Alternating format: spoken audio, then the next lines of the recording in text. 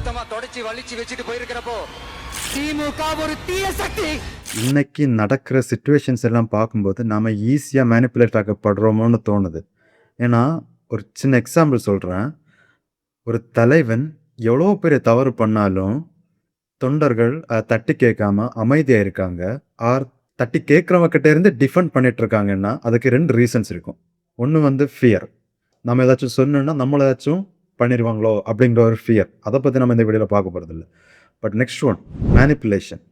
தலைவன் எவ்வளோ பெரிய தவறு பண்ணாலும் அதுக்கு ஒரு ஜஸ்டிஃபிகேஷன் கொடுப்பாங்க. ஆனால் ஜஸ்டிஃபிகேஷனை தொண்டர்கள் பிலீவ் பண்ணுவாங்க. இது ஜஸ்ட் ஏதோ நான் சர்டன் பொலிட்டீஷியனை மட்டும் பேச போகிறதில்ல. ஆல்மோஸ்ட் எல்லா பொலிட்டீஷியனும் இந்த மாதிரி தான் பண்ணிட்டு இருக்காங்க. ஸோ அப்படி என்ன மேனிப்புலேஷன் டெக்னிக் அவங்க யூஸ் பண்ணுறாங்க, எப்படி அதை யூஸ் பண்ணுறாங்க நம்ம மேலே அவங்களோட ப்ராஃபிட்டுக்காக அப்படிங்கிறத பார்த்தா இந்த வீடியோவில் நம்ம கவர் பண்ண போகிறோம். ஸோ அது என்ன டெக்னிக்னு தெரிஞ்சுக்கிறதுக்கு முன்னாடி நம்ம மேனிப்புலேஷன்னா என்னென்னு முதல்ல தெரிஞ்சுக்கணும். Manipulation is when someone tries to unfairly influence your thoughts, feelings or actions to get what they want. Instead of asking directly, they use sneaky, deceptive tactics to control the situation. So manipulationல few core behaviors இருக்குது. அதில் guilt and shame and lying and omission இந்த 2 டெக்னிக்கையும் சேர்த்து mix பண்ணி தான் ஒரு டெக்னிக்கை politicians நம்ம மேலே யூஸ் பண்ணாங்க. ஸோ அது என்ன அப்படி டெக்னிக்?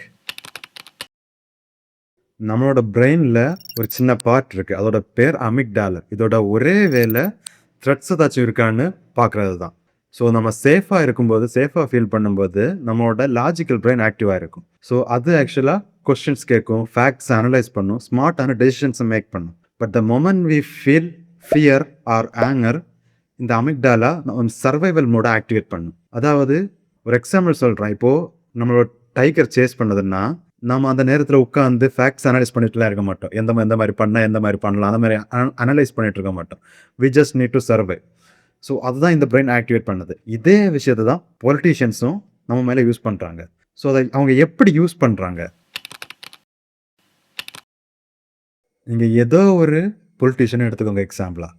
அவங்க பிரச்சாரம் பண்ணும்போது பாருங்கள், அவங்க ஆக்சுவலாக ஒரு நல்ல கவர்மெண்ட்டை மேக் பண்ணுறதுக்கான பிளான்ஸ் எல்லாம் நம்மக்கிட்ட சொல்ல மாட்டாங்க. இன்ஸ்டெட் அவங்க என்ன பண்ணுவாங்கன்னா ஆப்போசிட் பார்ட்டி அவங்களுக்கு அகைன்ஸ்டாக நிற்கிற பார்ட்டியை ப்ளேம் கேம் ப்ளே பண்ணுவாங்க. ஸோ எந்த மாதிரின்னா, இப்போது பெரும்பாலான மக்கள்கிட்ட இருக்க ஒரு வல்னரபிலிட்டியை சூஸ் பண்ணி அது ஒரு ரேண்டம் இன்சிடென்ட் கூட கனெக்ட் பண்ணி அந்த அப்போசிஷன் பார்ட்டியை ப்ளேம் பண்ணுவாங்க. ஸோ இதுக்கு ஒரு எக்ஸாம்பிள் சொல்லணும்னா, நாட்டில் இப்போது அதிக கடன் இருக்குது. ஸோ இதை எப்படி பண்ணுவாங்கன்னா, அதிகமாக கடன் இருக்குது வித்தவுட் ஃபேக்ட்ஸ், அதாவது முழுமையான ஃபேக்ட்ஸ் வந்து எல்லாம் சொல்ல மாட்டாங்க. அதை சொன்னால் மேபி மக்கள் அதை நம்ப மாட்டாங்க. ஸோ அதனால் ஜஸ்ட் மேலோட்டமாக சொல்லுவாங்க. மேலோட்டமாக பார்க்கும்போது அது பயமாக தெரியும். அதிக கடன் இருக்குன்னு சொல்லும்போது அது பயமாக தெரியும். ஸோ இதை அப்படியே இந்த ஆல்ரெடி இதுக்கு முன்னாடி ஆட்சியாக இந்த பார்ட்டி தான் இதுக்கெல்லாம் காரணம் அப்படின்னு சொல்லும்போது ஆட்டோமேட்டிக்காக வி ஃபீல் பிட்ரைட். நமக்கு பயம் வரும், நமக்கு கோபம் வரும். கோபம் வந்தால் என்ன ஆகும்? நம்ம லாஜிக்ங்கிற ஒரு விஷயத்தையே மறந்துடும். We just go to survival mode. So இதை எப்படி பாலிட்டிஷியன்ஸ் யூஸ் பண்ணுறாங்க? இதனால என்ன? இதை எப்படி யூஸ் பண்ணுறாங்க?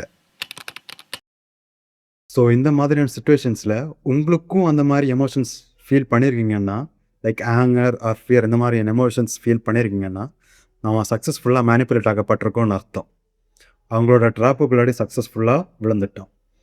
ஸோ அதுக்கப்புறம் எதுவுமே இல்லை. அவங்க என்ன சொன்னாலும் நம்ம தான் போகிறோம். அவங்க தான் நம்மளை இந்த விஷயத்தில் என்னெல்லாம் காப்பாற்ற போகிறேன்னு சொல்லுவாங்க. பட் அகெயின் ஒரு கரெக்டான பிளான் எதுவும் சொல்ல மாட்டாங்க எப்படி காப்பாற்ற போகிறோன்னு. பட் அது இப்போ மேட்ரும் கிடையாது. ஏன்னா நாம் சர்வைவல் மோடில் இருக்கோம். அவங்க என்ன சொன்னாலும் நம்ம தான் போகிறோம், நம்பித்தான் ஆகணும். ஸோ இதுலேருந்து என்ன சொல்யூஷன்? இதுக்கு என்ன சொல்யூஷன்? நத்திங். ஜஸ்ட் நீங்கள் நெக்ஸ்ட் டைம் ஒரு டெசிஷன் எடுக்கும்போது அதுக்கு முன்னாடி ஒரு 5 செகண்ட் பாஸ் பண்ணி நீங்களே உங்களுக்குள்ளாடி கேட்டுக்கோங்க, இந்த டெசிஷனை நான் லாஜிக்கலாக கரெக்டாக தான் எடுக்கிறேன்னா இல்லை எமோஷனலாக எடுக்கிறேன்னான்னு. உங்களோட ஆன்சர் லாஜிக்காக இருந்துச்சுன்னா go ahead, make that decision. And எமோஷனலாக இருந்துச்சுன்னா திங்க் அகைன்.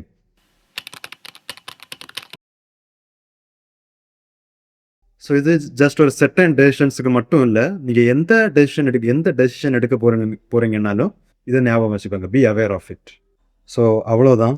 இந்த வீடியோவை உங்கள் ஃப்ரெண்ட்ஸ் யாராச்சும் பார்க்கணும்னு நினைக்கிறீங்கன்னா அவங்களுக்கு இந்த வீடியோ ஷேர் பண்ணுங்கள். And to watch more videos like this subscribe பண்ணுங்கள். அண்ட் அவ்வளோதான். See you.